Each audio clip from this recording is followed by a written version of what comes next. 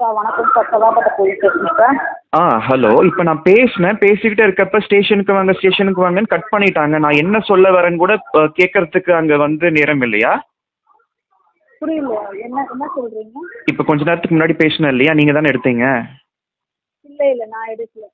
Voice வேற மாதிரி இருந்தது, அதனால தான் வேற இன்னொருத்தவங்க பேசினாங்கன்னு சொன்னேன். அவங்க நான் என்ன பிரச்சனைன்னு சொல்லிக்கிட்டு இருக்கேன், அதை கேட்க கூட இல்லை. ஸ்டேஷனுக்கு வாங்கன்னு கட் பண்ணிடுறாங்க. சரி, என்ன பிரச்சனைங்க?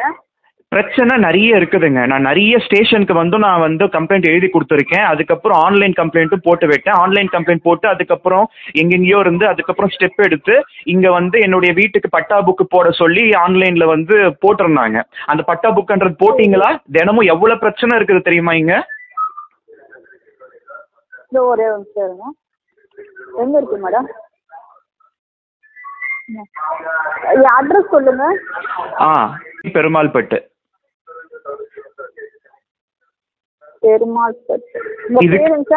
ஹரிபிரசாத். இந்த இதுக்கு ஆன்லைன் கம்ப்ளைண்ட்டுக்கு ஏற்ற மாதிரி பட்டா புக்குன்னு போட்டாங்களா? தினமும் இம்சை கொடுக்குறாங்க. சுத்தி முத்தி அவ்வளவு அக்கப்போரா இருக்கு. சரிங்க சார். அது பட்டா புக்குன்றது போட்டிருக்காங்களா? செக் பண்ணுங்க.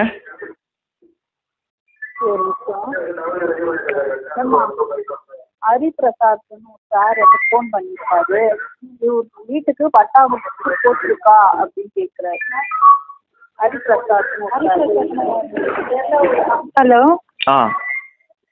சார், சொல்லுங்க சார்.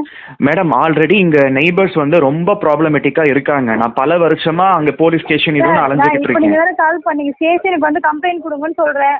மேடம், ஆல்ரெடி கம்ப்ளைண்ட் கொடுத்ததுக்கு நீங்க தானே கட் பண்றீங்க. நான் அதனால தான் கால் பண்ண மறுபடியும். அது ஆல்ரெடி பட்டா புக்கு போட சொல்லி போட்டுட்டாங்க. அதுல போட்டாங்களா? பட்டா புக் போட்டிங்க வராங்களா போலீஸ்ல இருந்து யாராவது? சரி, ஸ்டேஷன் வந்து சொல்லுங்க, பட்டா புக்கு போடணும்னு சொல்லிட்டு போங்க வந்து. அதுல போட்டிருந்தாங்க இல்லையா? அதுல போட்டுட்டாங்கன்னு தானே போட்டாங்க. இப்ப நான் மறுபடியும் நான் கம்ப்ளைண்ட் கொடுத்துதான் மேடம் அதுல அந்த மாதிரி போட்டிருந்தாங்க.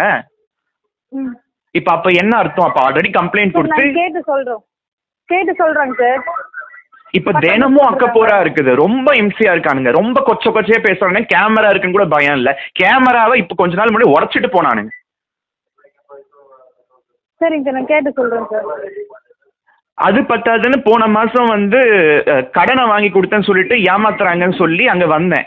கடனை கரெக்டா கட்டிடுவோம் அப்படிலாம் சொல்லிட்டு இன்னைக்கு மறுபடியும் வந்து போனை எடுக்க மாட்டேங்கிறாங்க, கடனை திருப்பி கொடுக்க மாட்டேங்கிற, அப்படி சத்தாய்க்குதுங்க சொந்தக்காரங்க. இப்ப இதுக்கு நான் என்ன பண்றது? ஒரு ரூபாய் 2 ரூபாய் கிடையாது, இப்ப 22 லட்சம் ரூபாய் பாக்கி இருக்கு.